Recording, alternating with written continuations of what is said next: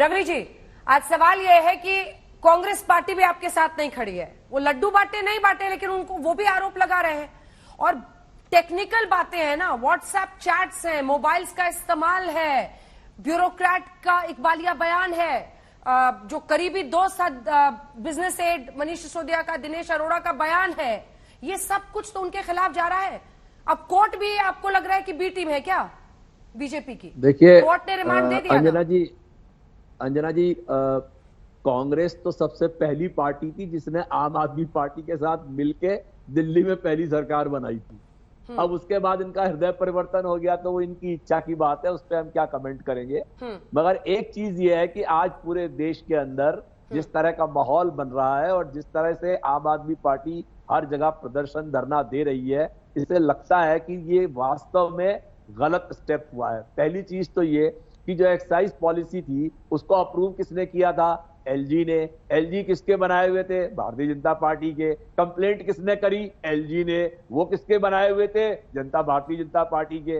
तो खुद ही बनाते हैं, खुद ही अप्रूव करवाते हैं। ये भी बता दीजिए कि दोनों अलग अलग एलजी थे। खुद ही नोटिस, जिसने अप्रूव किया और जिसने बाद में रिजेक्ट कराया या फिर रेकमेंड किया कि जांच हो बनाए हुए थे। हाँ ठीक है, दोनों बीजेपी भाजपा के ही गौरव भाटिया जी जवाब दीजिए। दोनों भाजपा के बनाए हुए थे। दूसरी बात, आपने कहा कि वो लैपटॉप के अंदर से एक निकाल लिए, रिपोर्ट मिल गई है, मोबाइल चेंज हो गए हैं। अरे इन सब चीजों के लिए कोई रिमांड ली जाती है क्या? जांच करिए, सबूत कोर्ट में पेश करिए, कोई बात नहीं, कोर्ट का डिसीजन है, 5 दिन की रिमांड दे दी, रखिए, पूछताछ करिए। अरे आप घर ढूंढ चुके, लॉकर ढूंढ चुके, गांव में हुआ है, सब जगह पूछ लिया आपने, रुपया आपको एक मिला नहीं, तो क्या साबित कर पाएंगे? ये सिर्फ ये बर्बाद करने के लिए दिल्ली को बर्बाद कर दिया। ग्राफिक्स हम दिखा रहे हैं, फेमा के तहत जो मामले मोदी सरकार में ईडी का जो एक्शन हुआ है, ठीक है, 915 से बढ़ता हुआ, आवाज नहीं चुकी है, एक सेकंड सर, आ रही हूँ, 915 से बढ़ता हुआ 5313 पर पहुंच गया है। जस्टिफाई कीजिए इन तमाम बातों को। गौरव भाटिया जी, आप ही प्रेस कॉन्फ्रेंस भी कर रहे थे।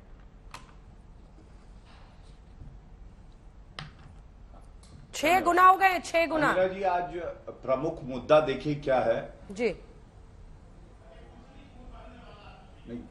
मैं आज के जो मुद्दे पे पहले बात कर लूं। न्यायालय का एक बड़ा महत्वपूर्ण आदेश आया है अंजना जी, तो मैं चाहता हूं कि मैं उस पर थोड़ा बात अपनी रख पाऊं। देखिए अंजना जी, कल से क्या चल रहा था? कल से चल रहा था नाटक, अराजकता।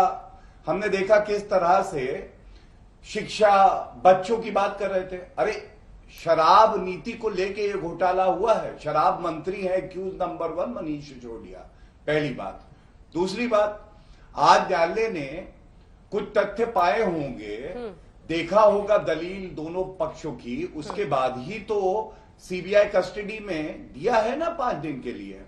तो ये क्या करारा थप्पड़ नहीं है अरविंद केजरीवाल के मुंह में, जो सबसे पहले क्लीन चिट देके कह रहे थे कट्टर ईमानदार? आप मुझे बताइए, अगर मनीष सिसोदिया इतने कट्टर ईमानदार हैं तो आज न्यायालय ने क्यों 5 दिन की सीबीआई रिमांड में उनको भेजा है?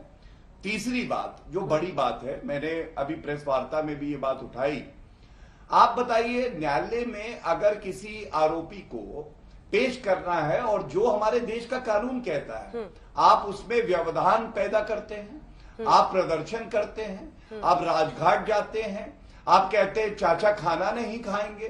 अरे चाचा खाना खाएं या ना खाएं, चाचा रिश्वत ना खाएं। और ये शराब नीति को लेकर घोटाला है जिसपे अरविंद केजरीवाल के मुंह में दही जमी हुई है। चौथी बात, मैंने एक सवाल पूछा, मैं दोहरा रहा हूं क्योंकि ये सबको पूछना चाहिए। अगर आपको लगे ये महत्वपूर्ण है, मैं आशा करूंगा आप जरूर पूछेंगे।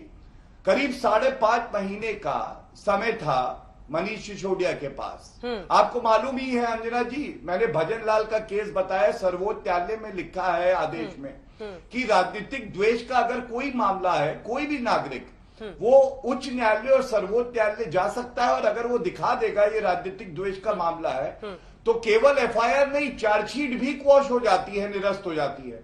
5.5 महीने में मनीष सिसोदिया की हिम्मत क्यों नहीं पड़ी कि वो सर्वोच्च न्यायालय और उच्च न्यायालय जाएं? आज सवाल ये पूछा जाना चाहिए। इसका मतलब अंदर से वो जानते हैं कि उन्होंने वसूली करी है, कमीशन खोरी करी है।